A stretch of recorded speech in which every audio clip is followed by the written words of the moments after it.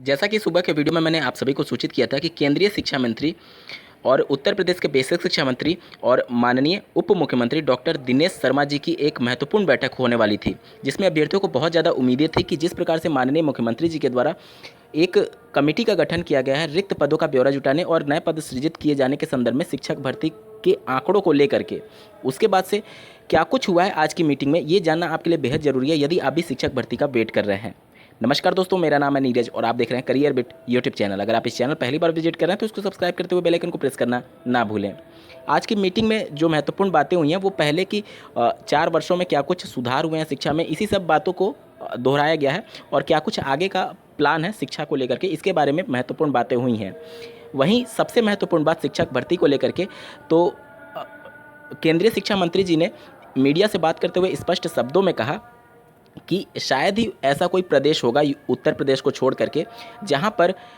पिछले 4.5 साल में 2.5 से 3 लाख शिक्षकों के नए पद भरे गए हैं, जिसमें प्राथमिक से लेकर के उच्च प्राथमिक और साथ ही साथ उच्च शिक्षा में भी शिक्षकों की नियुक्ति की गई है। शायद ही कोई ऐसा राज्य होगा जहां पर इतनी बड़ी संख्या में शिक्षकों के रिक्त पद को भरा गया हो। उसके बाद से मीडिया के द्वारा पूछा गया कि जो समीक्षा की जा रही है उसमें रिक्त पदों के कुछ ब्यौरे आपके द्वारा कुछ ऐसा ज्ञात हो कितना पद खाली है, तो इसके संदर्भ में उनके सटे बगल में बैठे थे उत्तर प्रदेश के उप मुख्यमंत्री डॉक्टर दिनेश शर्मा जी। उनके द्वारा जवाब दिया गया कि प्रदेश की वर्तमान सरकार एक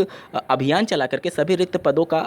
एक तरीके से नोटिफिकेशन जारी कर रही है, विज्ञापित कर रही है, ऐसा उनके द्वारा कहा गया है। तो नई शिक्षक भर्ती को लेकर के स्थिति स्पष्ट नहीं है अभी तक और माननीय उप मुख्यमंत्री जी के द्वारा कहा गया कि जो भी पद रिक्त हैं उसके संदर्भ में प्रदेश की वर्तमान सरकार अभियान चला करके पदों का विज्ञापित कर रही है। अब इसका मतलब क्या निकाला जाए, जो पहले टीजीटी की भर्तियां चल रही हैं उसके संदर्भ में कहा गया या फिर नई शिक्षक भर्ती को लेकर के, मतलब स्पष्ट शब्दों में कुछ भी नहीं कहा गया कि शिक्षक भर्ती आएगी अथवा नहीं आएगी। जैसा कि सुबह के वीडियो में मैंने आप सभी को इसका हिंट दे दिया था कि कुछ प्रत्यक्ष रूप से आपको आज घोषणा देखने को नहीं मिलेगा, वहीं कुछ हुआ। और अगर आप उनके स्पष्ट शब्दों को सुनना चाहते हैं हूबहू क्या कुछ उन्होंने कहा है, तो यहाँ पर गाइडलाइंस की वजह से यहाँ पर मैं वीडियो प्ले नहीं कर सकता। आप करियर बिट के ऑफिशियल ट्विटर हैंडल, जिसका लिंक मैं आपको इस वीडियो के डिस्क्रिप्शन में दे रहा हूँ, उस पर क्लिक करके उस वीडियो को डिटेल में देख सकते हैं कि क्या कुछ एग्जैक्टली कहा गया है। और अगर अभी तक आपने करियर बिट को फॉलो नहीं किया ट्विटर पर, तो फॉलो जरूर कर लीजिएगा, क्योंकि वहाँ पर कुछ महत्वपूर्ण सूचनाएं आप लोग को